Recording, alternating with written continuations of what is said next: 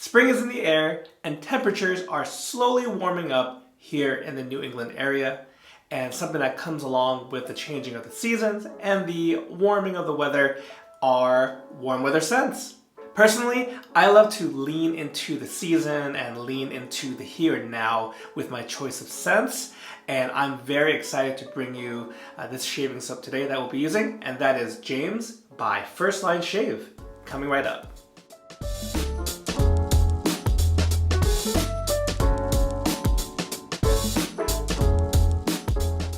Hey guys, welcome back to the channel. Thank you so much for joining me for today's shave.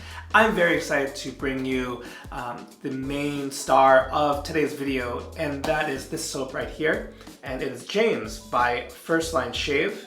We have both the soap here, which has a very attractive label, and the aftershave splash, which you can notice a very unique bottle here, a metallic orange that complements the orange in the label itself. I'll start off right by saying I'm a big fan of the scent, and I love that this scent is also dedicated and named after the artisan's son. So I love a good story. Family is really important to me as a father of 2 kids. It just warms my heart to see, the products that kind of bring in elements of people's family lives. So that being said, let's take a sniff off the tub. I've used this soap a few times, so it is by no means my first shave. And the scent, even without bringing it to my nose, I would say this is on the stronger side. It's probably like a 7 out of 10. I think First Line Shave's scents tend to be quite robust. And unlike other scents, which majority I want to say have been cologne dupes or collaborations with other scent makers and whatnot, this one I believe is the original scent. As you might guess by the giant peach on the label, the primary note here and the focus is the note of peach. Yeah, this label, I'm just such a big fan of it. It does such a great job capturing kind of that imagination when you're a child. So yeah, it's good stuff. And the scent is, the peach is forward, like I said. It's also got a cologne vibe, I want to say. Easily likable, and even though we're talking about leaning to the season, warming of the weather and all that, I will say there's enough going on in the scent for James that this is actually appropriate all year round. But we'll get into the scent notes and all that good stuff in just a little bit, but let me show you what else we're going to use for today's shave. For my razor today, we're going to go with the Carve Overlander in brass. I have 6 days worth of beard growth that I'm working on today. It's been the trend lately where almost a week will pass by between my shaves. I think that's just the rhythm of life I'm going in right now.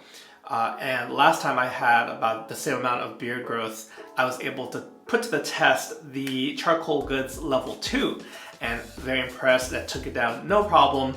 And I'm curious because I would say the performance is very similar. If anything, there might be a little bit less blade feel in the Overlander, but that's what we're gonna check for today. Check for that blade feel, see how it does with this much beard growth for me. So it's also loaded with a Gillette Nasset blade. And finally for the brush, I chose this one here from Chisel and Hound. This one actually was given to me by my wife and kids as a birthday gift last year in 2021. And given that James is a dedication to the artisan's son, I thought let's get that family, that family theme just going throughout the shave. So I went with this one. Lovely Fanchurian knot. I forget which version. It might be a V9 or a V10, something like that. Either way, those Fanchurian knots from Chisel and Hound are just fantastic and totally worth the price of admission. Yeah.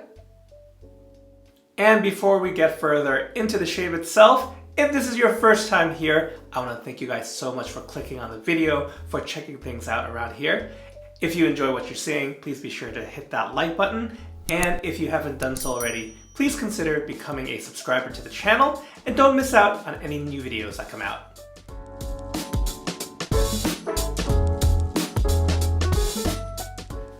Alright, so as I'm working on the face lather, let me share with you the official scent notes for this one. We've got, of course, peach, cardamom, black pepper, saffron, sea salt, tobacco, cedarwood, and finally vanilla. So James is a robust scent. Again, it's peach forward, but that's not all that's going on. This is not a straightforward fruity scent, but it's actually got quite a few kind of richer, kind of spice related elements. From that cedarwood, there's almost something oud-like I'm getting, although oud is not listed by any means. And the kind of foundation of the scent, the things that you kind of find in the base notes, tobacco, again the woodiness, and vanilla, make this scent, it's not fleeting by any means. Like this is gonna stick around for a bit. I know this one was originally released around, I think, June of 2021, so I am a bit late to the party on this one. But I had traded with a friend of the channel. James was one that they were looking to move on. I forgot, there's another soap that I tried. It was okay, but didn't love it. So we did a swap, and I think we both wound up happier for it. So that's always a good, that's always a good way to try out new scents. I mean, there are so many new releases and new soap makers coming out all the time. It's a good problem to have, but at the same time, I'm not really at a point in the hobby where I'm chasing every new thing. I think I did have that. I did have that phase, and who knows? Maybe in the future, I'll jump into that again. But in slowing things down, at least by my standards, it gives me a chance to both catch up on releases that might have come out and I wasn't able to get to, or more importantly, get to know the software and the hardware that I already have in my collection. As some of you guys might guess, in making content and having this YouTube channel, I love trying new things and bring those experiences to you, sharing my thoughts and opinions. I've been lucky enough to get kind of early looks at certain releases, and even even complimentary free product from time to time. And all that is to say that there is a schedule I have to stay on. I can't fall behind too much, although I would say my production of videos have slowed down a little bit in the past month or so.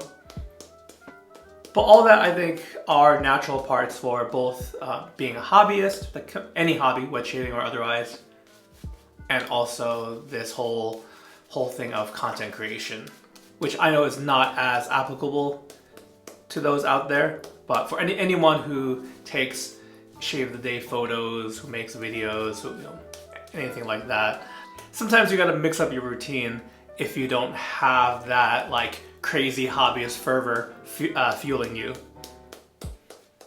Thinking about these things was really spurred on by a recent Lather Talk episode I had with both Gerard and our friend Ross, and just talking about kind of different levels of engagement at different points in the hobby.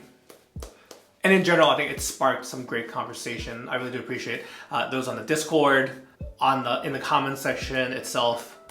A lot of people resonated with what was discussed, and even had some insight as well, which I'll get to in just a little bit, because that's a whole other that's a whole other thing. And I just wanted to finish up, since this lather is pretty much coming together. I did want to mention this is the FLS 3.0 shave soap base, and it is quite excellent. I would say it is top tier. Alright, so let's go in with that first pass with the Carve Overlander right here. This is the final lather.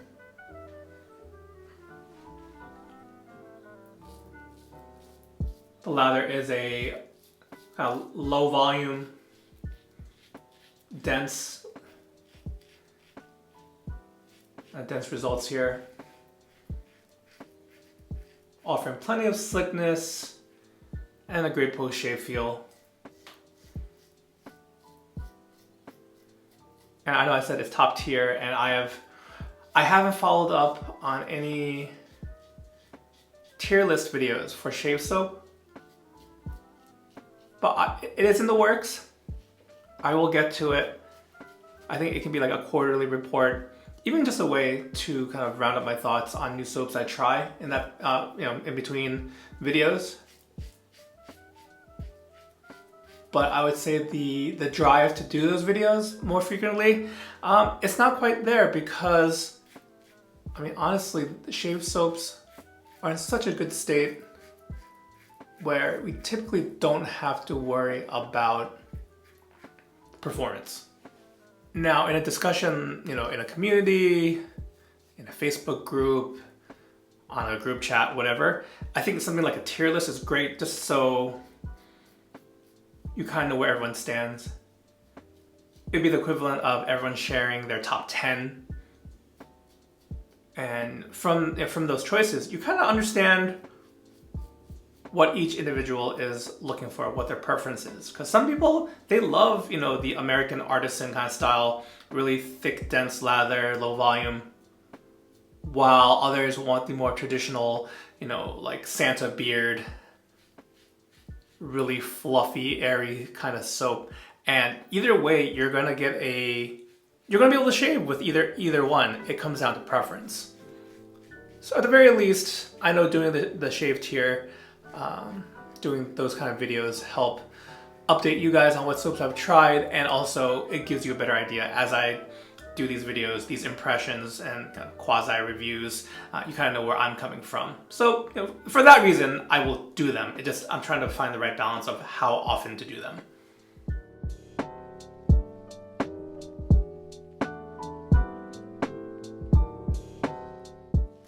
All right, so first pass. I mean, there was a lot of hair. All right, so first pass is done. Very smooth, no nicks or cuts. Also, this scent, James, is still going strong. And yeah, I'm still getting something that gives me an oud-like vibe. I don't know exactly what it is.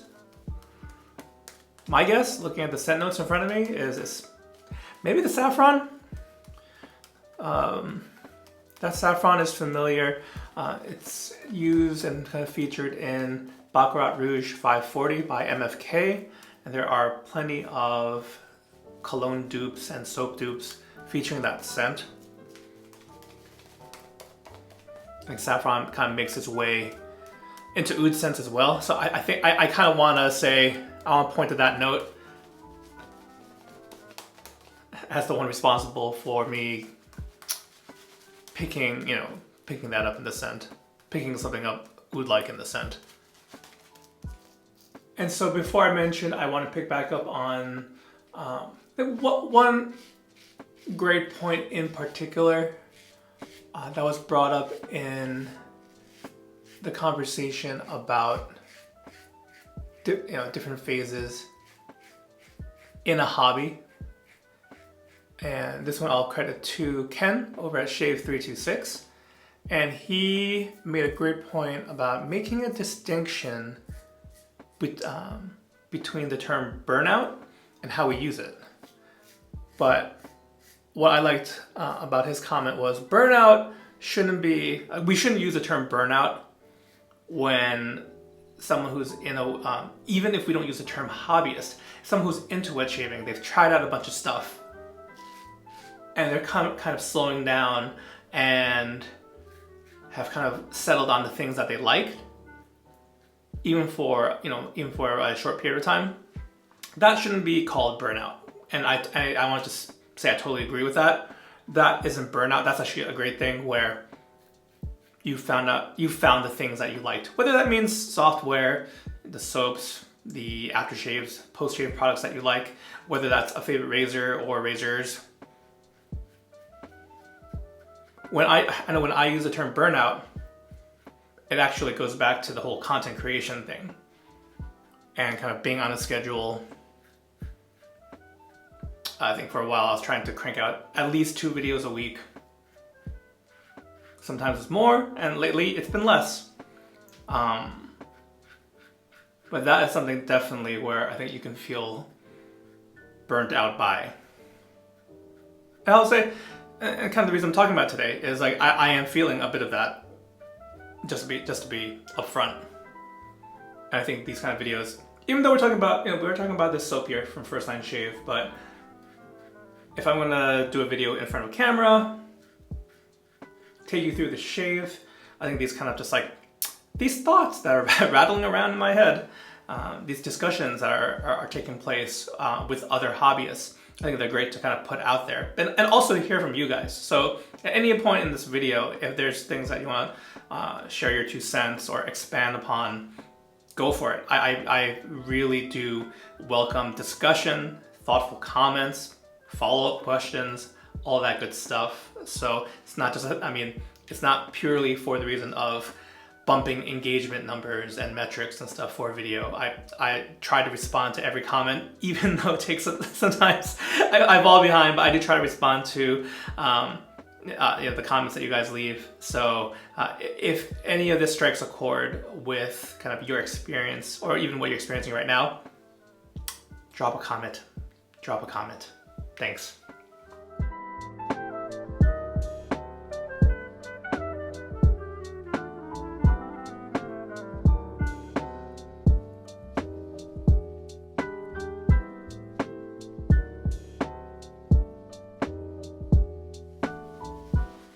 All right, so with 2 passes and a quick touch-up pass, the Overlander, no problem taking down 6 days worth of beard growth. Really not, yeah, that last pass, just a touch-up. I think will probably have just shared a fast-forwarded version of it because I'm just looking for stray hairs. Always my areas like stray hairs on the lip line. There's always like a few whiskers around the outer edges here by my ear, and then my neck always needs one more cleanup pass right here, right by the throat. So that was all well and good, and actually really no nicks to speak of. Also good. So James, aftershave splash, let's finish things up. I don't have a peach forward cologne that I own, but this thing is in past uses has been strong enough where I haven't needed one.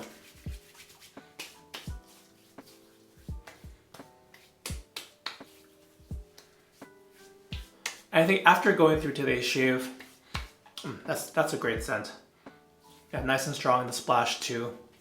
There's a lot going on in this scent, and in my head, because it's a peach scent, I was initially thinking, yeah, warm weather. But man, like with the wood, with the tobacco, with the cardamom, saffron, all that good stuff, those are elements of colder weather scents. And I don't know, I think it's just got something, that peach brightens it up in such a great way. That makes it so versatile. So again, being all seasons, I think it's great. But you might, for those who haven't used it, let me know. I'm curious on your impressions. Those supporting notes do make me think of it as a cool weather scent as far as like where it shines. But that peach is nice and bright, fruity, juicy ripe peach, and juicy ripe peaches don't come until the summer, at least in my experience. So we got a versatile scent here. So let's wrap things up as far as the gear we use today. James, top tier shave soap. Hopefully I'll get around to a tier list video real soon, but I'd say this is top tier. Is it S tier?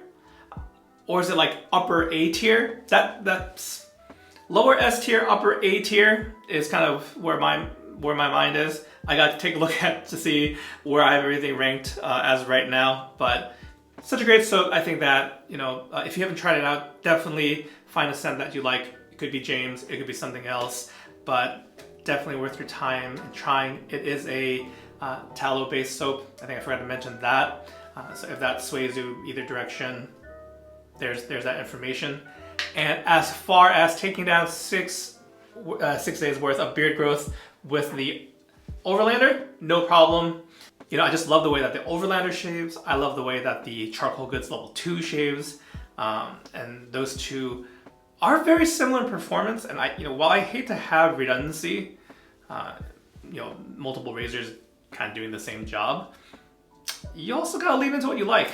So that's something I'll be trying to figure out, because I'd rather not have my razor collection be unmanageable, but it's what I like. I have no inkling right now to cut either one, but I think I just want to know how to describe the differences to you. So I stand by that the Overlander has less blade feel, but that Charcoal Goods Level 2 still has very low blade feel.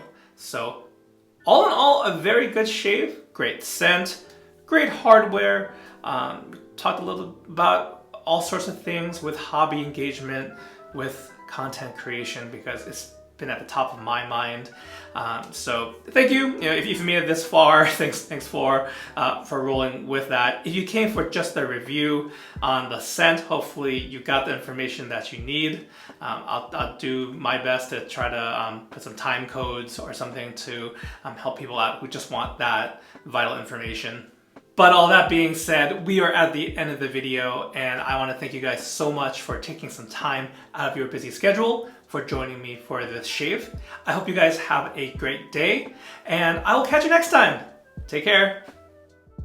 Today's video was made possible in part by our wonderful patrons. For more information about our Patreon, check out patreon.com/lathertalk. You can also check out our Etsy store and pick up a comfy Lather Talk t-shirt or coffee mug. Find all the links down below.